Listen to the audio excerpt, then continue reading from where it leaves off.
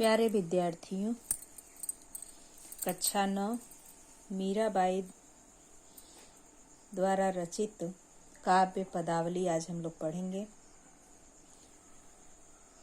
आइए देखिए। बसो मेरे नैनन में नंदलाल,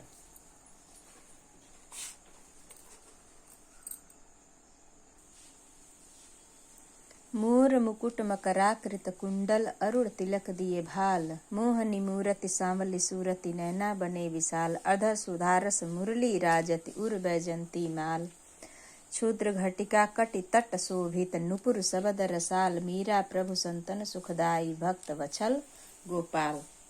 मीराबाई प्रस्तुत पंक्तियों में कहती हैं कि हे नंद के लाल, मेरे नेत्रों में आकर के बस जाओ।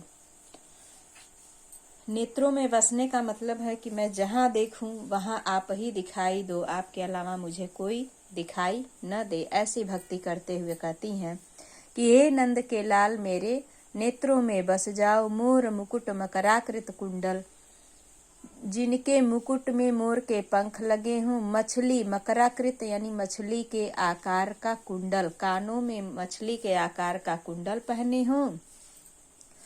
अरुण का अर्थ होता और तिलक दिए, भाल भाल का अर्थ होता है मस्तक, और जो अपने मस्तक पर तिलक लगाए हों, ऐसे भगवान श्री कृष्ण मेरे नेत्रों में आकर के बस जाएं। मोहनी मूरति सांवली सूरति नैना बने विशाल, मन को मोह लेने वाली उनकी मूर्ति है, सांवली सी उनकी सूरत है और नैना उनके बने विशाल, यानी विशाल का अर्थ होता है बड़े बड़े। उनके जो नेत्र हैं, मुखमंडल पर बड़े बड़े नेत्र हैं और अत्यंत ही सुंदर लगते हैं। ऐसे भगवान श्री कृष्ण मेरे नेत्रों में बस जाएं। अधर सुधारस मुरली राजत उर बैजंती माँ, अधर का अर्थ होता है होठ, सुधा अमृत रस, यानी जिन ओठों से अमृत की वर्षा होने वाली है या होती है, उस पर मुरली राजती, उन होठों पर मुरली रहती है। उर बैजंती माल, उर का अर्थ होता है हृदय, उनके हृदय पर बैजंती की माला है।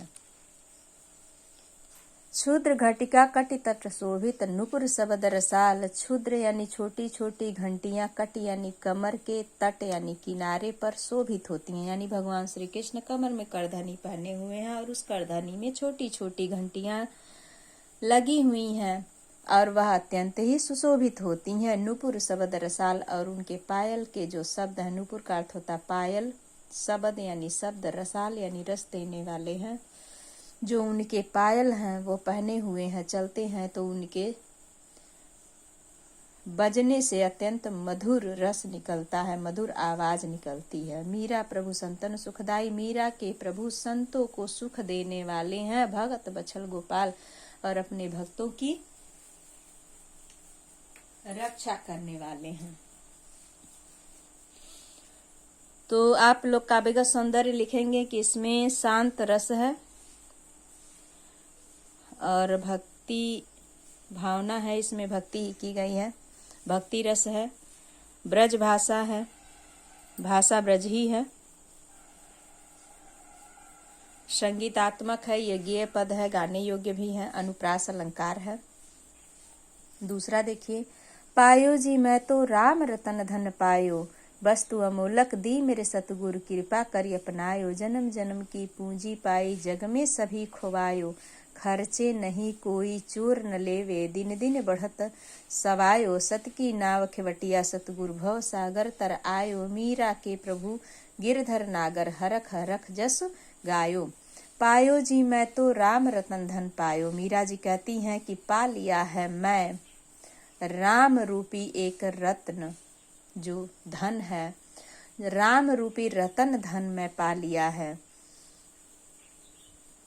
वस्तु अमूलक, यह जो अनमोल वस्तु है मेरे सत्य के गुरु ने मुझे दिया है और उसे मैं उनकी कृपा से ही अपना ली हूँ। कौन? राम रतन धन रूपी जो अनमोल धन है उसे मैं पाई हूँ। जन्म जन्म की पूंजी पाई जग में सभी खोवायो, यह मैं जन्म जन्मांतर की कई जन्मों की पूंजी है, जो राम नाम रूपी धन है, कई जन्मों की पूंजी है, जग में सभी खोवायो, और संसार में मैं सब कुछ खो दी हूँ, गंवा दी हूँ, सब छोड़ दी हूँ।